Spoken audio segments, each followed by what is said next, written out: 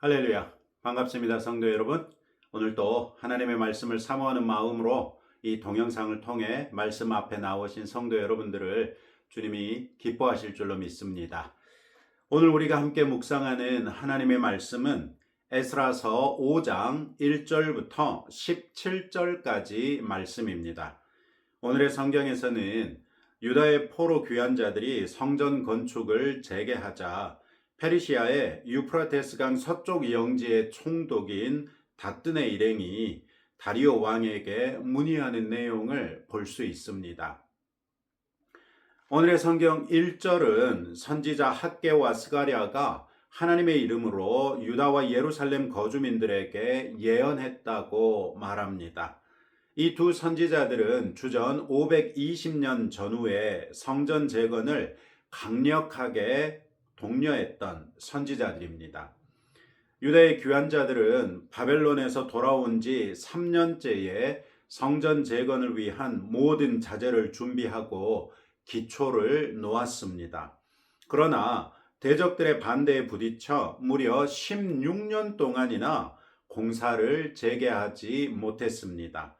그런 동안에 귀환과 성전 재건을 명령했던 고레스 왕도 죽고 그의 후속 황제인 캄비세스 2세도 죽고 이제 다리오 왕이 등극한 지 벌써 2년째가 됐습니다.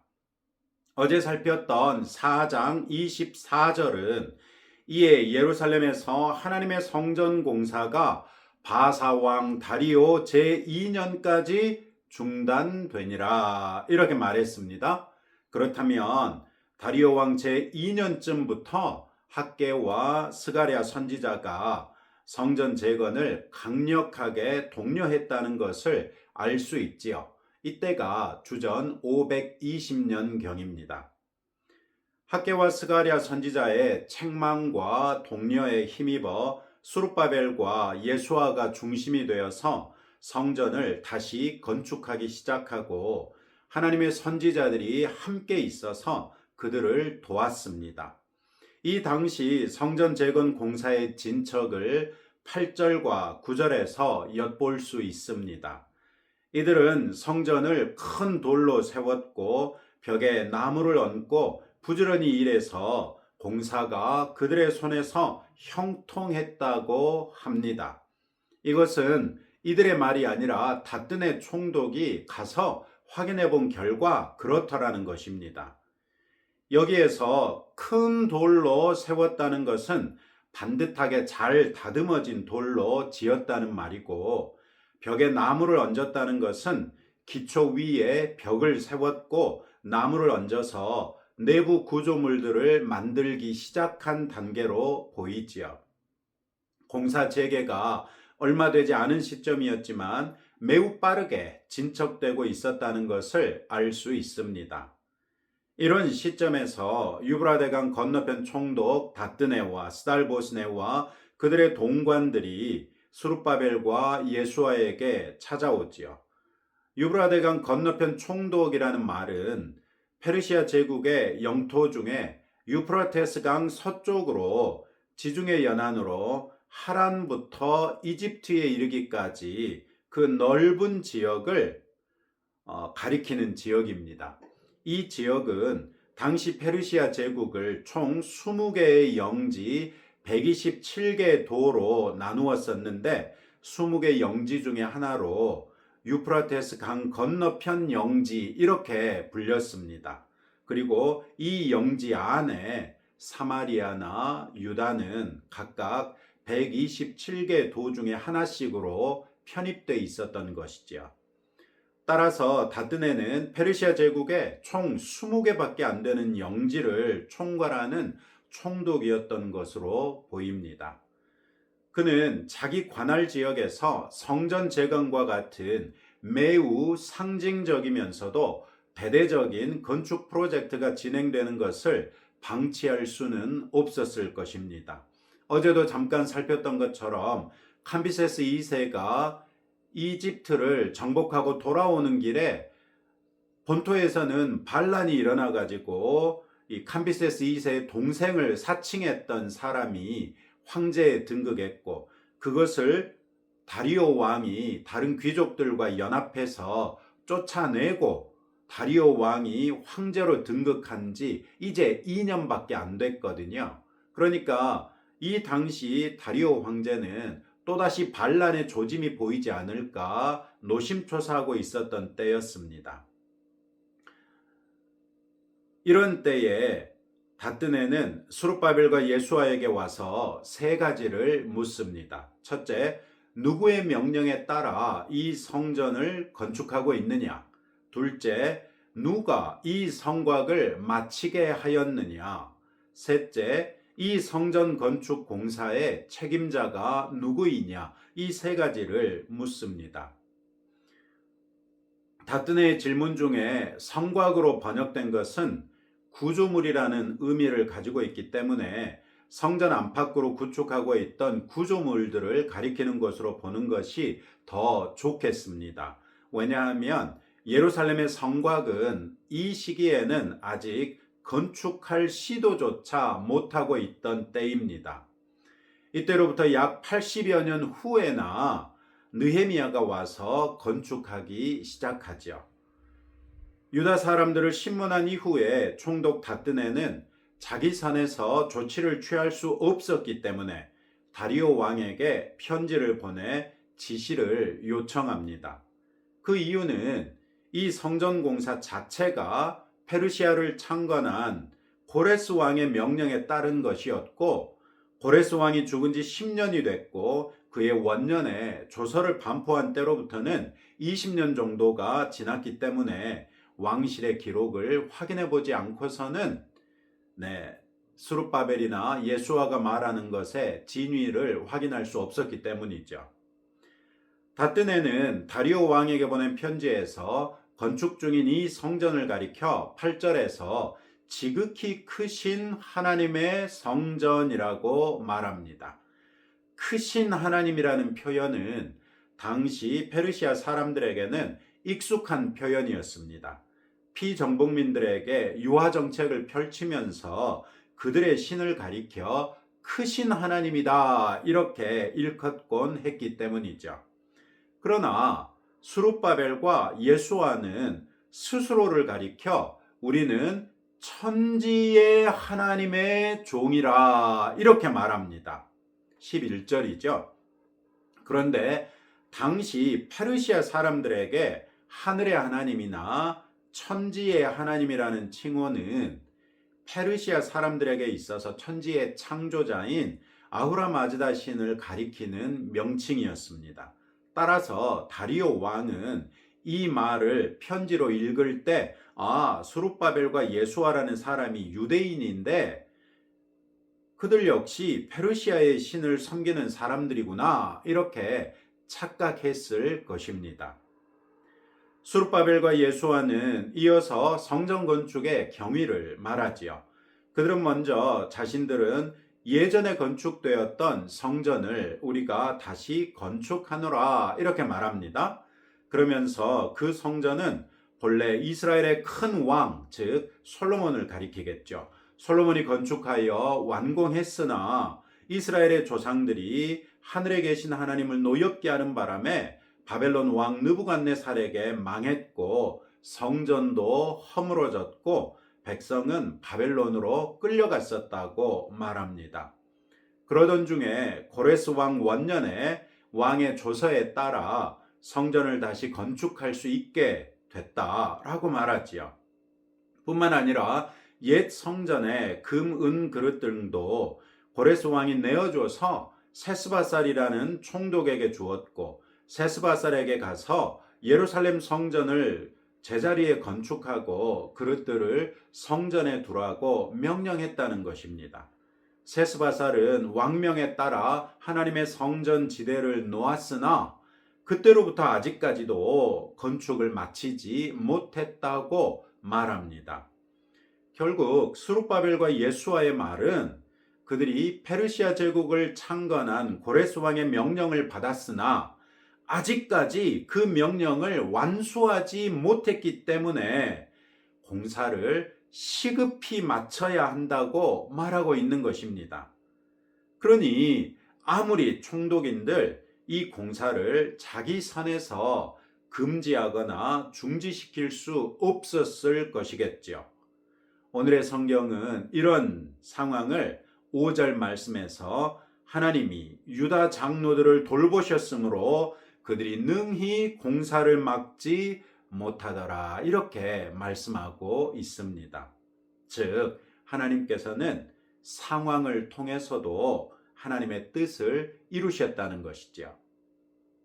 오늘의 성경은 하나님께서 뜻하신 일을 이루시는 데 있어서 집요한 분이라는 것을 알려줍니다.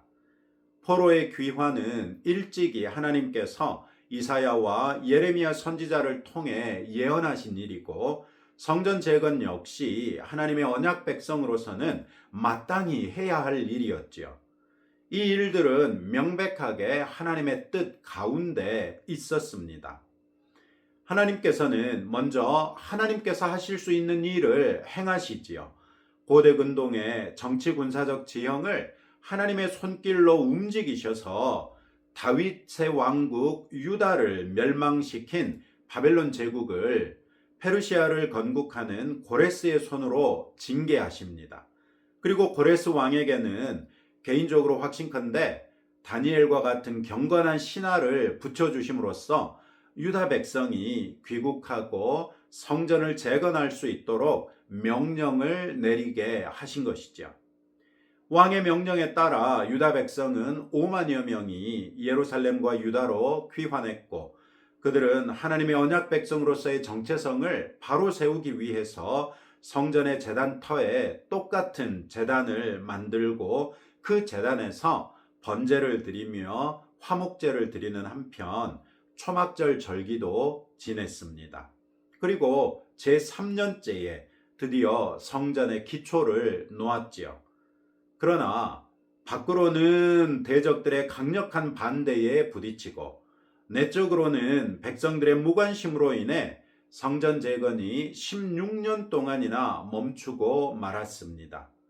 이때에 하나님께서는 학개와 스가랴를 통해 강력하게 백성들을 책망하는 한편 성전 재건을 독려하셨고, 오늘의 성경에서 보는 것처럼 해당 지역을 총괄하던 총독이 와서 방해를 해도 하나님께서 백성과 함께 계셔서 공사가 멈추지 않도록 지켜주셨습니다. 그리고 마침내 주전 515년경에 수룹바벨 성전이 완공됩니다. 물론 이 과정에서 어제 오늘 이어서 살폈던 것과 같은 대적들의 방해가 집요하게 전개됐습니다. 그러나 그런 과정 가운데서도 하나님께서는 백성과 함께 하시고 하나님의 손으로 또 하나님의 눈으로 그들을 보호하시며 공사가 다시 멈추지 않도록 형통케 해주셨죠. 이런 일은 하나님께서 뜻하신 일을 이루시는데 결코 포기하지 않으시며 어떤 방해라도 뚫고 기필코 뜻을 이루시는 하나님이시라는 것을 보여줍니다. 이런 하나님께서 우리를 통해서도 이루시고자 하시는 일들이 있다는 것은 우리 그리스도인이라면 누구나 다 알고 있는 일 아닙니까? 무엇보다도 하나님께서는 말씀으로써 우리 각 사람을 온전한 하나님의 사람이 되게 하시고, 그래서 우리가 모든 선한 일을 감당할 수 있게 세우기를 원하십니다. 이것이 디모데후서 3장 17절의 말씀이었죠. 이런 하나님의 뜻에 우리가 순응하여 헌신할 때 하나님께서는 우리를 실질적으로 변화시키시고, 그 변화되는 과정 중에 수시로 우리에게 구체적인 것들을 알려주심으로써 또 우리를 통해서 다른 많은 뜻을 이루어 나가십니다. 하나님께서 우리를 통해 뜻을 이루시는 한 가지 방법에 대하여 빌립보서 2장 13절은 너희 안에서 행하시는 이는 하나님이시니 자기의 기쁘신 뜻을 위하여 너희에게 소원을 두고 행하게 하시나니 이렇게 말씀하십니다. 때로는 우리 안에 솟아나는 경건한 소원을 통해서 하나님의 뜻을 이루신다는 말씀이죠. 내가 주님의 영광을 위하여 하고자 하는 일, 하나님의 나라와 교회를 위하여 헌신하고자 하는 일, 복음 전도와 세계 선교를 위하여 내가 헌신하는 일들, 또 주 안에서 형제여 자매된 연약한 지체들을 돌보는 그런 일들을 통해서 얼마든지 하나님의 뜻을 이루시는 과정이라는 말씀이지요. 하나님의 뜻을 이루는 삶은 우리에게 매우 어렵거나 극심하게 도달하기 힘든 그런 목표가 아니라 매우 일상적인 일이라는 말씀입니다. 그리고 그런 하나님께서 우리 안에 성령 하나님을 내주하게 하셨습니다. 성령님 또한 하나님 아버지와 같아서 포기를 모르시는 분이시죠. 우리 안에서 우리를 인도하시는 성령께서 부단히 우리를 하나님의 뜻을 이루는 방향으로 이끄실 때 우리가 성령의 인도하심에 순종하는 성도가 되십시다. 그래서 내 삶이 하나님의 뜻을 이루는 것이 일상인 삶이 되십시다. 하나님의 뜻을 이루는 구체적인 증거들이 넘치는 삶이 되십시다. 내 삶이 곧 하나님 되심을 증거하는 내 삶이 곧 하나님의 하나님 되심을 증거하는 삶이 되도록 더욱 헌신하는 저와 여러분 되시기를 주님의 이름으로 축복합니다. 이런 말씀 붙들고 오늘 두 가지로 함께 기도하겠습니다. 성령께서 나를 인도하시는 것에 민감하여 순복하며 나아가 하나님의 뜻을 이루는 삶이 되도록 끝까지 포기하지 않으시는 하나님처럼 우리도 쉽게 포기하지 않고 성령의 능력을 더욱 의지하며 끝까지 이 일을 이루시는 성도들이 되도록 우리 함께 기도하겠습니다. 하나님 아버지 감사합니다. 오늘의 말씀을 통하여 하나님께서 뜻하신 것들이 인류의 역사 안에서 반드시 이루어지는 것을 봅니다.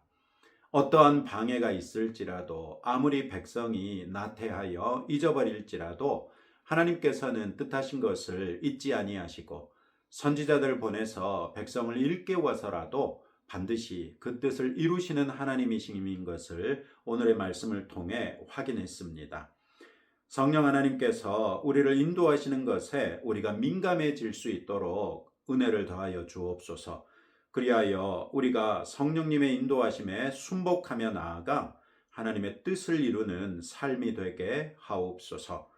끝까지 포기하지 아니하시는 하나님이시오매 우리도 우리 안에 계신 성령님의 도움을 받아 쉽게 포기하지 아니하고 성령의 능력을 더욱 의지함으로 끝까지 이 일을 이루어 하나님께 영광 돌려드리는 주의 자녀되게 하옵소서. 예수님 이름으로 기도합니다. 아멘.